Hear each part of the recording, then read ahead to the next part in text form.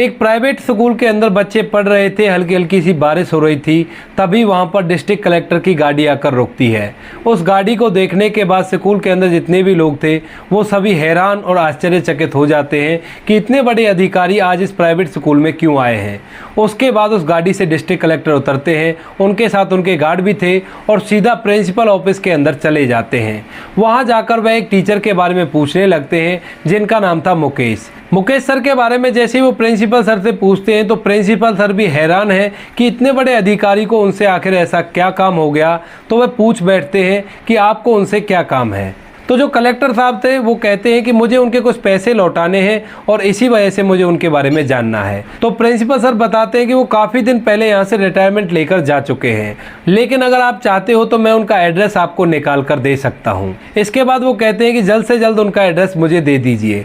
अब इस बात को सुनने के बाद जो प्रिंसिपल सर है उनके मन में और भी ज़्यादा जिज्ञासा होती है इस चीज़ के बारे में जानने के लिए कि इतने बड़े अधिकारी उनका एड्रेस लेने के लिए इतने उतावले क्यों हैं। उसके बाद जो प्रिंसिपल सर है वो उनसे पूछ ही बैठते हैं कि अपने बारे में बताओ, किस वजह से तुम इतने उतावले हो और ऐसी कितनी मोटी रकम आपने उनसे ली है। उसके बाद जो कलेक्टर साहब हैं वे अपनी कहानी प्रिंसिपल सर को बताने लगते हैं। वहीं पर चेयर पर बैठ जाते हैं और कहते हैं कि सर, कुछ दिनों पहले मैं इसी स्कूल में पढ़ा करता था। अब जब मैं यहाँ पे पढ़ा करता था तो मुकेश सर ने सभी से एक सवाल पूछा और उस सवाल के जवाब में सभी लोगों ने अपने अपने अलग अलग जवाब दिए। उन्होंने सवाल पूछा था सभी बच्चों से कि अगर तुम सभी को 100-100 रुपये मिल जाएं तो तुम लोग क्या करोगे। तो कुछ बच्चों ने तो कहा था कि हम ढेर सारी चॉकलेट खरीदेंगे, कुछ ने कहा था कि मैं अपने लिए वीडियो गेम खरीदूंगा, कोई कह रहा था कि कुछ खिलौने खरीदेंगे, कोई कह रहा था कि हम घूमने के लिए जाएंगे। जैसे ही मेरा नंबर आता है तो मैंने उनसे कहा था कि मैं तो अपनी माँ के लिए चश्मा बनवाऊंगा, क्योंकि वो दूसरों के कपड़े की सिलाई किया करती हैं और सिलाई करते वक्त उन्हें कम दिखाई देता है और अक्सर सुई उनके हाथ में चुभ जाया करती है। अब इस बात को सुनने के बाद मुकेश सर अपनी चेयर से उठकर मेरे पास आए थे और आने के बाद उन्होंने मुझसे कहा था कि बेटा ऐसा क्यों, तुम्हारी माँ के लिए चश्मा तो तुम्हारे पिता भी बनवा सकते हैं, तुम्हें इन पैसों से कुछ खाने के लिए या कुछ खिलौने खरीदने चाहिए, तुम ऐसा क्यों करोगे।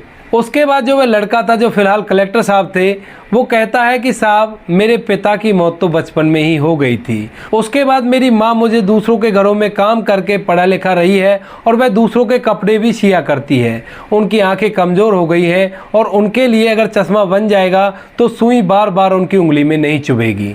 अब इस बात को सुनकर जो मुकेश सर थे वो बड़े ही भावुक हो जाते हैं और एकदम से उस लड़के को अपने गले से लगा लेते हैं।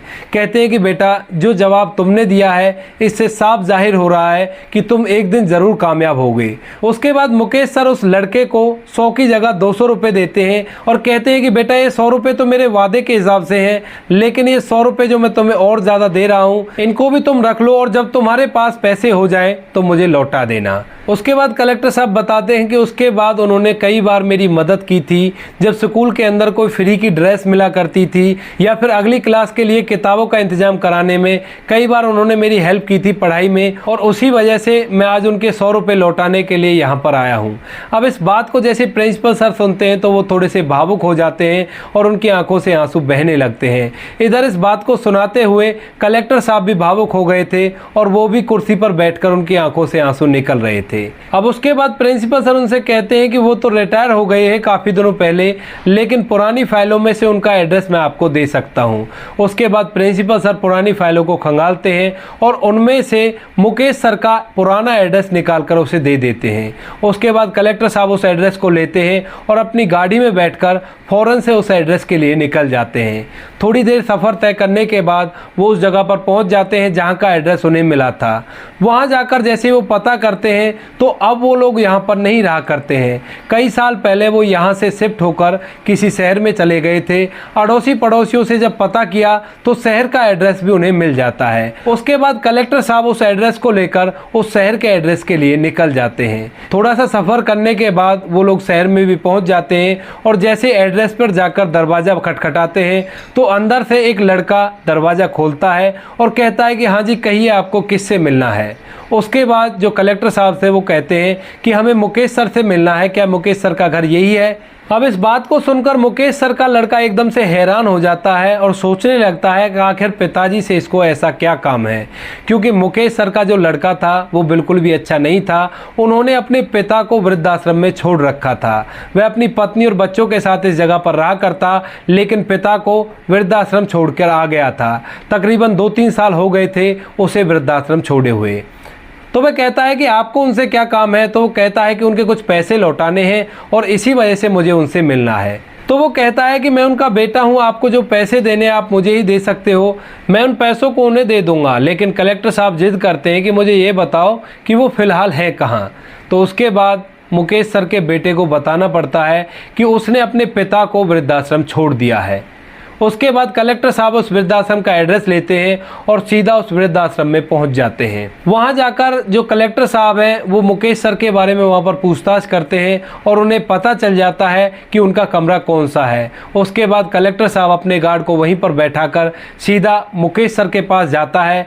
वहां जाकर देखता है कि वह अपने कमरे के अंदर बेड के ऊपर लेटे हुए हैं और देखने में थोड़े से बीमार लग रहे हैं।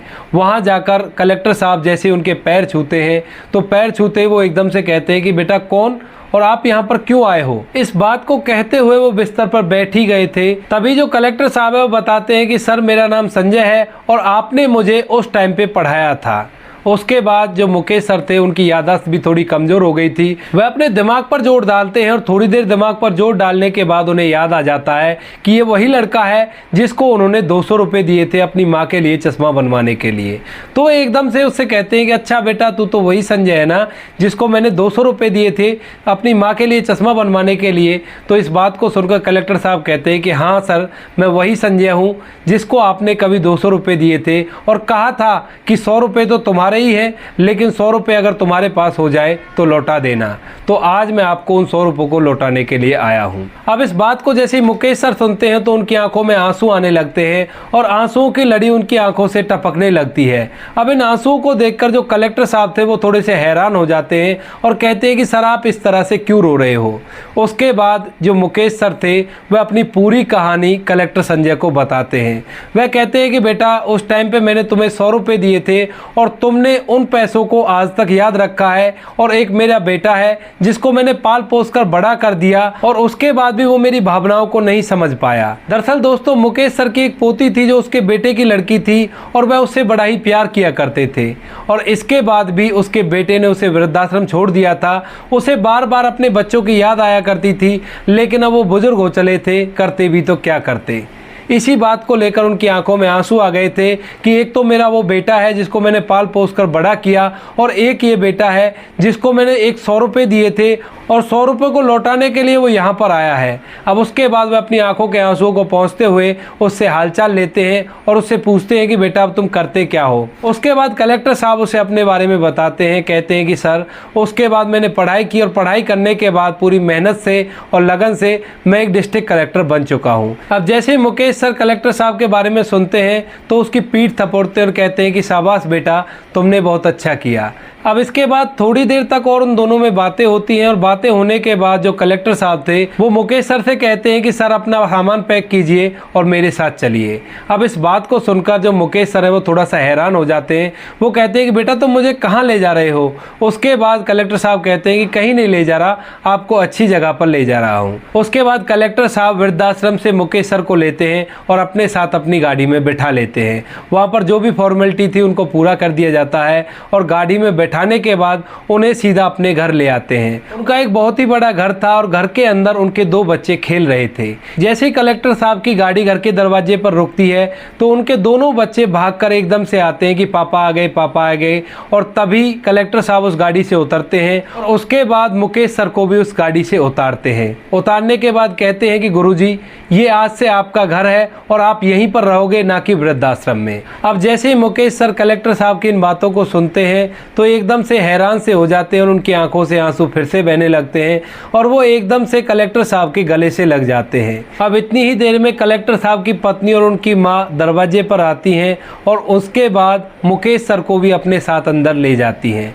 घर के अंदर ले जाते हैं, उसको अच्छी तरह से नहलाते धुलाते हैं और अच्छी तरह से उस घर के अंदर रखा करते हैं। कलेक्टर साहब की माँ और उसकी पत्नी को भी उनके उनके बारे में पता थी कि उन्होंने कभी उनकी मदद की थी 100 रुपये देकर, और स्कूल के अंदर पढ़ाई में भी उनकी बहुत ही ज़्यादा मदद की थी।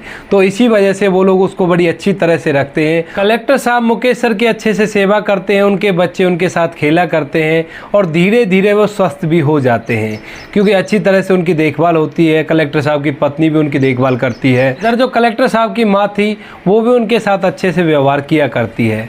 अब जब कभी मुकेश सर अकेले बैठ के सोचा करते अपने बेटे के बारे में, और इस बेटे के बारे में जिसको कभी केवल 100 रुपये दिए थे और उन 100 रुपयों का बदला इस तरह से चुकाया, तो उनकी आंखें नम हो जाया करती। लेकिन कलेक्टर साहब ने कभी भी उन्हें ये चीज़ महसूस नहीं होने दी थी। अब ऐसे ही कुछ समय बीतता है। इसके बाद जो मुकेश सर का लड़का था, जिस काम को किया करता था, उस काम में कुछ गड़बड़ करने के कारण उस पर एक केस चल जाता है, और उसे यह बात भी पता चल गई थी कि उसके पिताजी कलेक्टर साहब के घर में रहते हैं। तो वह अब सीधा कलेक्टर साहब के घर के लिए चल देता है। वहाँ पर आने के बाद बाहर वॉचमैन से कहता है कि इस घर के अंदर मेरे पिता रहा करते हैं और उनसे मुझे मिलना है। उसके बाद वॉचमैन कहता है कि तुम यहीं पर रुको, मैं अभी अंदर बात करके आता हूँ। तो वॉचमैन अंदर जाकर मुकेश सर को बताता है कि आपका बेटा आया है और आपसे मिलने के लिए बोल रहा है। तो मुकेश सर अंदर से वॉचमैन से कह देते हैं कि उससे कह दो जाकर कि मेरा कोई बेटा नहीं है, मेरा बेटा तो काफ़ी दिनों पहले मर चुका है। मेरा बेटा उसी दिन मर गया था जिस दिन उसने मुझे वृद्धाश्रम में छोड़ा था। अब इसके बाद वॉचमैन बाहर आता है और मुकेश सर के बेटे थे ऐसा ही कह देता है। अब मुकेश सर का बेटा जैसे इस बात को सुनता है तो वो थोड़ा सा मायूस होता है, लेकिन वो कोशिश करता है कि उससे अपने पिता से मिला जाए। तो वह बाहर से ज़ोर ज़ोर से आवाज़ लगाकर अपने पिता को बुलाने लगता है। कहता है कि पिताजी यहाँ पर आओ, मैं आपका बेटा यहाँ पर खड़ा हुआ हूँ।